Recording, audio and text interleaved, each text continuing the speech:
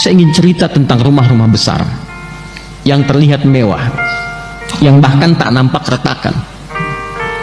Tapi ketika dilewati, ini nyata ya, karena kami sendiri yang berangkat ke sana, saya berada di sana. Dan alhamdulillah cukup mengetahui, termasuk kisah-kisah yang viral itu kita tahu gitu.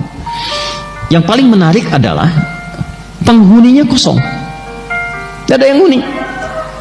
Padahal itu rumah mewah, besar, ya bagus.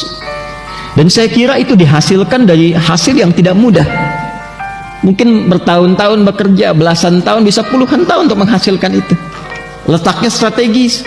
Tapi ternyata penghuninya lebih menginginkan dan lebih berminat untuk tinggal di tenda-tenda yang bahkan sebelumnya kurang layak.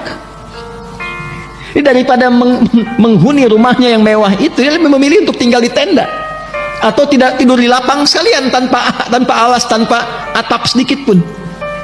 Ternyata pada satu titik, apa yang Anda hasilkan dari pekerjaan dan masih seragam yang Anda gunakan sampai malam hari itu, pada satu titik itu tidak akan banyak menolong Anda dari hasil pekerjaan Anda itu, ketika terjadi suasana yang menyentuh iman kita untuk dikembalikan kepada Allah Subhanahu wa Ta'ala.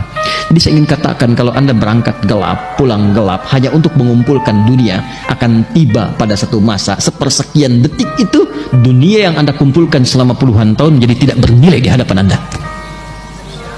Dan yang paling bernilai itu istighfar Anda, takbir Anda. Jadi jangan sampai dipaksa dengan hadirnya gempa yang meruntuhkan baru Anda istighfar, astagfirullah ya Allah, Allahu Akbar. Itu kemana aja kalimat itu? Yang dididik dalam sholat selama 5 waktu dibuka dengan Allahu Akbar, tak pernah dikumandangkan misalnya, apa harus dikasih gempa dulu, kasih banjir dulu, kasih longsor dulu, dikasih musibah dulu? Mana istighfar itu? Ya, mana tawakal kita kepada Allah? Mana taubat kita kepada Allah? Sedangkan skema taubat dalam Al-Quran itu bukan hanya dilakukan saat seorang hamba melakukan maksiat, bukan. Skema taubat itu skema membersihkan diri supaya menjaga suasana hati itu dalam kebaikan. Makanya Nabi SAW mengajarkan sebelum tidur taubat, istighfar 70 sampai dengan 100 kali. Allah menegaskan, innallaha yuhibbut tawwabin. Allah mencintai orang yang senantiasa bertaubat, memperbaiki diri dari ujung kepala sampai dengan ujung kaki. Dan itu mendamaikan hati, mendatangkan keberkahan.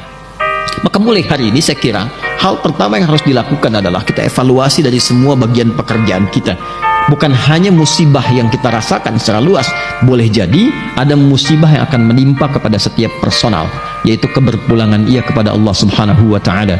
Alladzina idza asabathum musibah qalu inna lillahi wa inna ilaihi raji'un. Dan kalimat itu seringkali diucapkan ketika ada orang wafat, kan? Setidaknya jangan Anda selalu kaitkan taubat itu kepada konteks yang sedang kita alami.